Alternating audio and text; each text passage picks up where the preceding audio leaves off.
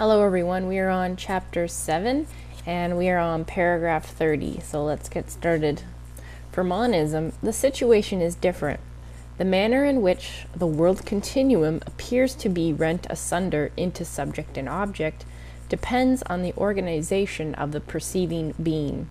The object is not absolute but merely relative with reference to this particular subject. Bridging over the antithesis, therefore, can again take place only in the quite specific way that is characteristic of the particular human subject. As soon as the I, which is separated from the world in the act of perceiving, fits itself back into the world continuum through thoughtful contemplation, all further questioning ceases, having been but a consequence of the separation. And 30 was summarized as follows. For monism, the manner in which the world continuum appears separate into subject and object depends on the organization of the perceiving being. The object is not absolute but merely relative to the subject. Okay, so in this paragraph, as he is saying, the manner in which the world continuum appears to be rent asunder into subject and object depends on the organization of the perceiving being.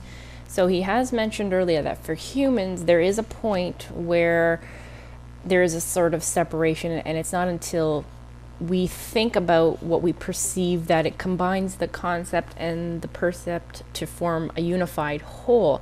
And for us, this is the point, that it happens when we're perceiving this point of separation where I start to realize I'm separate from what I perceive, and that experience is different for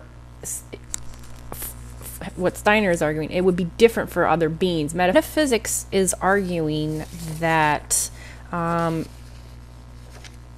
we do not know how the world is mirrored in an intelligence organized differently from our own, and so the knowledge that we gain isn't really adequate. But what Steiner is saying in this paragraph, just that quote was just from the previous paragraph. What he's just saying is that the object that we perceive is not absolute, but it is relevant, and it's relative to the particular subject. And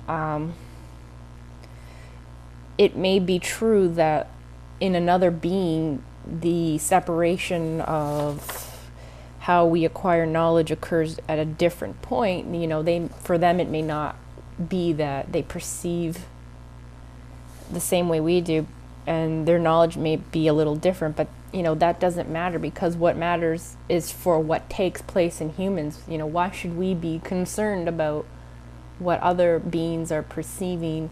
It's really us that we need to look at how it works for human beings, and this is what he's pointing out. So what Steiner again is pointing out is just that to bridge this gap that happens to combine thinking and percept, it's done in a very specific way in human beings. So how we acquire knowledge is done very specifically. And what he says again at the end is that the I, which becomes separated from the world during its act of perceiving, fits itself back into the world continuum through thoughtful contemplation.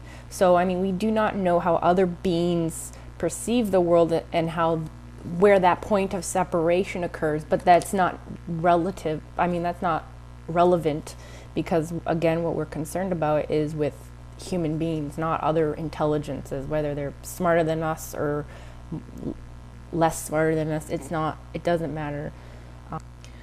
Again, so what he's saying in that end of the sentence is just that basically it is thinking that brings it back into the world continuum, and it is thinking which overcomes this separation that occurs in the act of perceiving.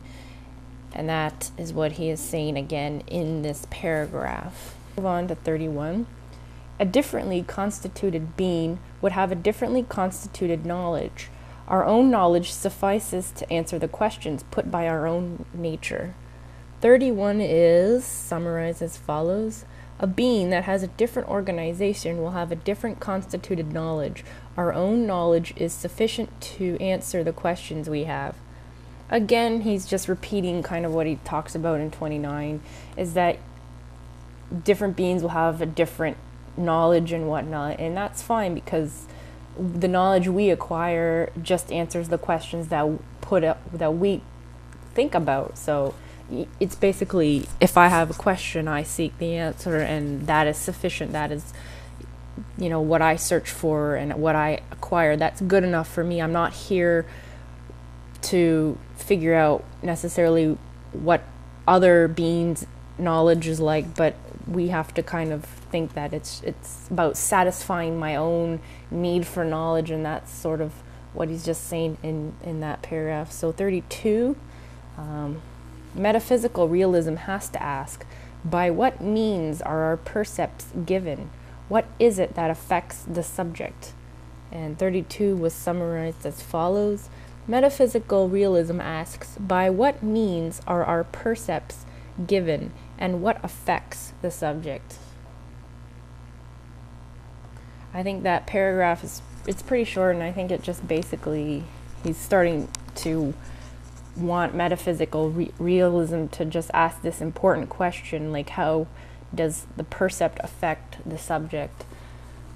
So 33, monism holds that percepts are determined through the subject, but at the same time the subject has in thinking the means for canceling this self-produced determination. And 33 is summarized as follows. Monism believes that percepts are determined through the subject, and that the subject has in thinking the means to cancel this self-produced determination.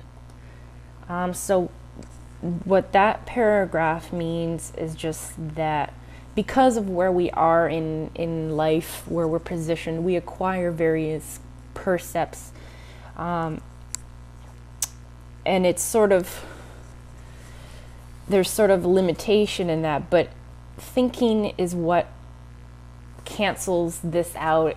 It gathers what's universal in these percepts and whatnot. So it takes away that whole subjectivity that we all experience in percepts, because it finds what's uniting. So that's what he means when he talks about self-produced determination. I think I'm going to stop it there. If you have any questions or comments, just send me a message, okay? Have a good day. Bye.